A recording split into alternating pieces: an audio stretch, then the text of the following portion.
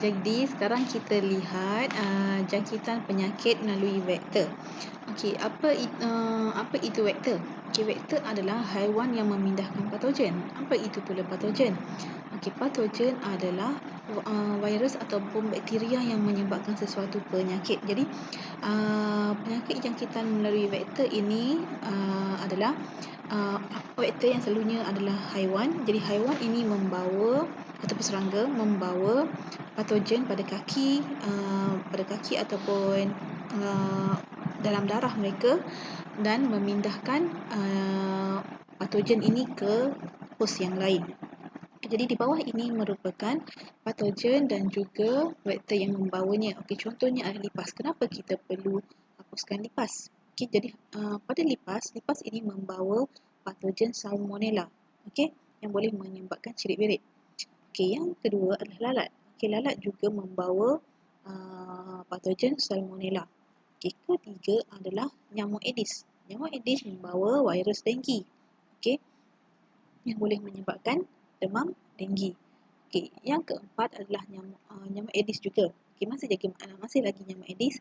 Nyamuk Aedes juga boleh membawa virus Zika. Okey. Kemudian kita ada nyamuk Anopheles. Okey, membawa patogen Plasmodium malaria. Jadi nyamuk ini membawa penyakit malaria. Okey, yang keenam adalah tikus. Okey, yang membawa bakteria Leptospira. Okey, jadi ini adalah yang menyebabkan penyakit kencing tikus. Okey. Jadi untuk memastikan kita tidak dijangkiti penyakit bawaan vektor, kita mesti hapuskan vektor-vektor ini. Okey. Bagaimana cara kita nak hapuskan vektor? Yang pertama, kita mesti hapuskan tempat pembiakan ataupun tempat yang menjadi tumpuan vektor. Okey. Sebelum kita masuk kepada itu, kita lihat pula penyakit-penyakit dan gejala-gejala penyakit yang dibawa oleh vektor dan juga cara jangkitannya. Jadi kamu boleh lihat di sini, okey, beberapa jenis penyakit, gejala, patogen, vektor dan juga cara jangkitannya. Jadi ini saya nak kamu buat dalam bentuk peta minda. Okey, sambil tulis sambil kamu baca. Okey, tadi saya dah terangkan sedikit. Jadi ini kamu boleh baca untuk mendapatkan maklumat yang lebih lanjut. Okey, jadi kita lihat bagaimana vektor boleh menyebarkan penyakit. Kita lihat contoh nyamuk dan lalat sebab dua benda ini adalah yang paling biasa kita lihat. Okey. Okey, contoh nyamuk.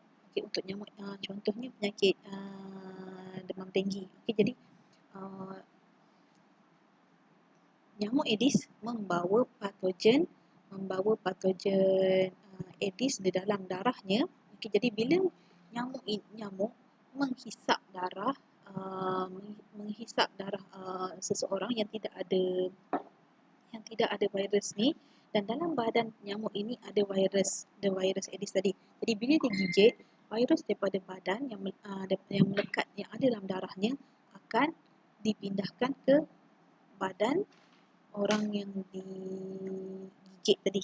Jadi orang yang belum dijangkiti akan mendapat virus denggi, okey, dan menyebabkan penyakit demam denggi. Okey. Okey, kemudian jika mangsa yang dijangkiti virus denggi ini juga boleh berpindah kepada orang lain sekiranya nyamuk lain yang bersih menghisap darahnya. Okey, jadi dia akan selalu berpindah-pindah. Okay, nyamuk ini ada penyakit, ada bau virus denggi, dia berpindah kepada manusia. Dan manusia ini ada penyakit denggi akan berpindah kepada nyamuk lain yang tak ada virus denggi dan berpindah kepada orang-orang lain lah. Jadi itulah yang berlaku. Okay, kemudian kita lihat pula lalat. Okay, lalat akan menghinggap. Lalat selalunya suka hinggap pada sampah. Jadi sampah ini ada banyak sangat virus dan bakteria. Okay, kemudian bila lalat ini melekat pada sampah, jadi bakteria tadi akan melekat pada kakinya. Jadi kemudian lalat pula menghinggap makanan. Jadi virus ataupun bakteria daripada sampah ini akan melekat pada makanan dan kamu pula makan. Jadi patogen yang melekat pada makanan ini akan masuk ke dalam badan. Okey. Jadi itulah cara jangkitan vektor.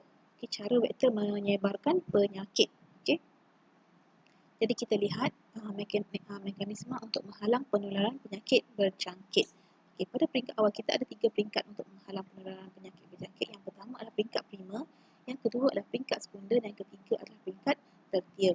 Okay, untuk peringkat primer, okay, pada awal-awalnya, jadi kita mesti meningkatkan tahap kesihatan. Jadi macam mana kita nak tingkatkan tahap kesihatan? Yang pertama, kita kena jaga kebersihan. Okay, kebersihan diri, keluarga, tempat kediaman dan juga sistem sanitasi. Jadi tempat kediaman kita mesti sentiasa bersih. Tidak ada air bertakung, tidak ada sampah. Dan sistem kembahan juga mestilah yang baik. Okay. Dan yang kedua, kita mesti tingkatkan daya tahan badan. Okay. Jadi bagaimana nak tingkatkan daya tahan badan? Okay, kita pengambilan vaksin bagi bayi, kanak-kanak, ibu mengandung, pengendali premis makanan, jemaah haji dan juga pengembara. Jadi ini cara untuk meningkatkan daya tahan badan. Okay, yang ketiga adalah membuat pemeriksaan kesihatan secara berkala, mesti berjadual. Contohnya 6 bulan sekali kita jalankan pemeriksaan kesihatan. Okay. Dan yang terakhir adalah mengamalkan gaya hidup yang sihat. Okay, macam mana gaya hidup yang sihat? Okay. Makan dengan seimbang, okay, dan selalu bersenam dan apa sahaja tentang gaya hidup yang sihat. Okay, pada peringkat sekunder, ini bila sudah dijangkiti, apa nak kena buat? Okay, yang pertama, kita kena putuskan transmisi jangkitan melalui pengesanan kes secara aktif dan pasif. Okay. Jadi yang pertama, jika telah dijangkiti, kita akan beri rawatan awal kepada pesakit. Jadi disebabkan penyakit ini penyakit berjangkit, kita mesti asingkan pesakit dengan orang lain. Ini adalah peringkat yang pada awal-awal negara kita ambil apabila COVID menjangkiti negara kita. Jadi yang pertama, kita mesti putuskan transmisi. Okay, masa putuskan transmisi, kita asingkanlah orang yang kena dengan orang yang tak kena. Dan pengesanan secara aktif macam mana? Okay, kita buat ujian secara berkala. Ujian COVID-19 kita sentiasa buat. Contohnya, jika ada kontak dengan penyakit positif, kita akan terus buat ujian. Okay, ini maksudnya pengesanan kes, secara aktif dan juga secara pasif. Okay, pada peringkat tertier, peringkat akhir, okay, macam mana kita nak kawal penyakit berjangkit? Kita mesti mengawal populasi vektor. Ini bagi penyakit yang dibawa oleh vektor. Jadi kita kawal populasi vektor. Yang pertama, memusnahkan tempat pembiakan. Okay, dan dia tempat menjadi perlindungan vektor. Contohnya, kalau nyamuk, kita hapuskan air bersih yang bertakung. Okay, dan kedua, melakukan semburan untuk membunuh vektor. Okay, ini juga untuk nyamuk. Okay, dan kita kuatkan undang-undang kepada pengusaha ataupun pengendali yang menyediakan makanan yang kotor ataupun tempat penyediaan makanan itu kotor. Okay. Dan yang kedua adalah melindungi hos. Macam mana cara nak melindungi hos? Apa yang kita boleh buat untuk melindungi diri kita? Okay, contohnya, kalau nyamuk Aedes ataupun nyamuk Aedes, kita boleh lindungi diri kita dengan menggunakan kelambu dan juga memakai pakaian tebal atau pakaian yang menutup seluruh badan. Okay.